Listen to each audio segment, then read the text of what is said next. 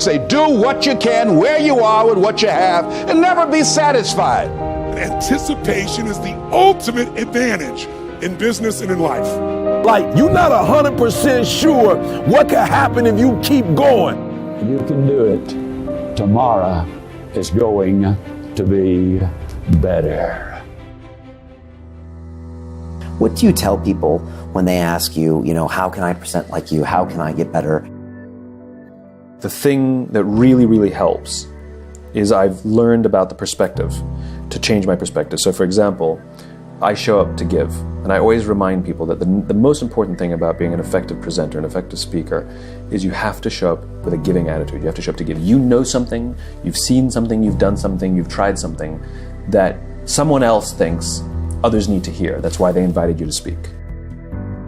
The problem is the number of people who show up to take, to get. And you can see it, it's very plain to see. People ask a question and they say, you'll have to buy my book.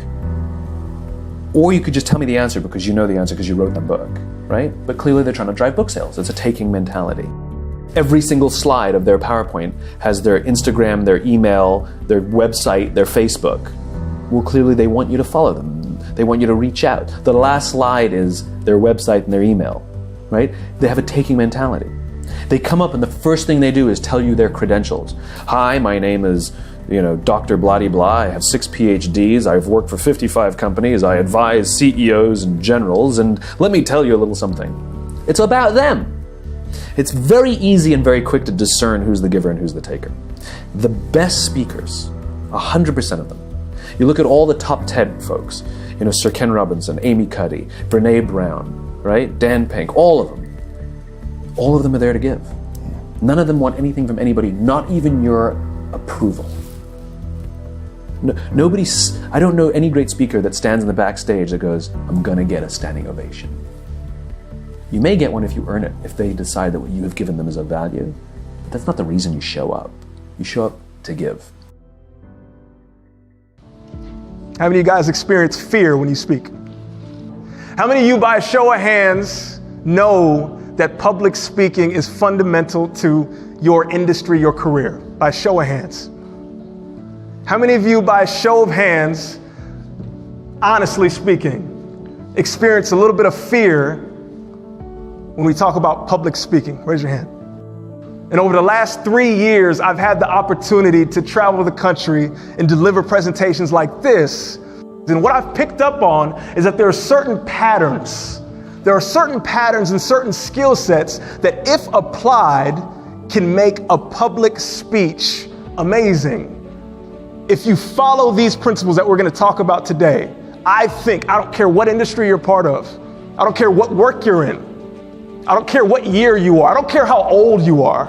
I believe if you apply these principles today, you can literally transform where you are and take the journey to where you want to be. Straightforward. I believe there's 3 principles, 3 A's of public speaking. 3 things that I wanted to leave you with today, and I believe if you take action on it, you're going to be like, oh my God, I'm glad I came.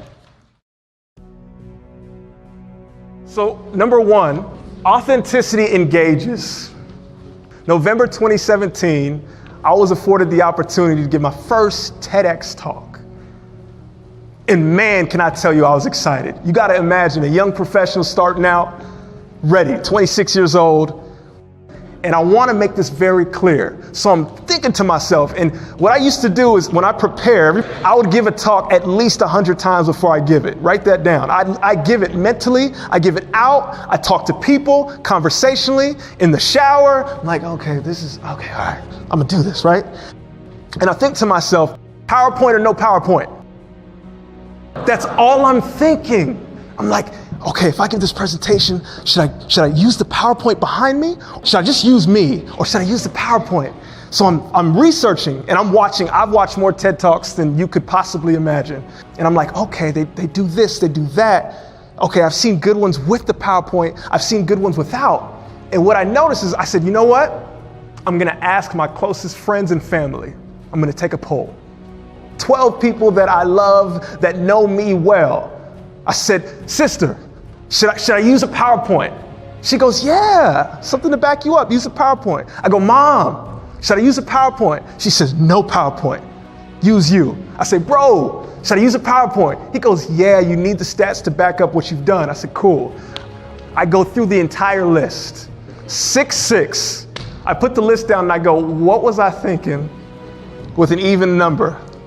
I'm getting ready for the biggest speech of my professional life, right? And professionals, people that I love are telling me, no PowerPoint, PowerPoint, and it's 6'6". And I'm like, how am I gonna break this tie?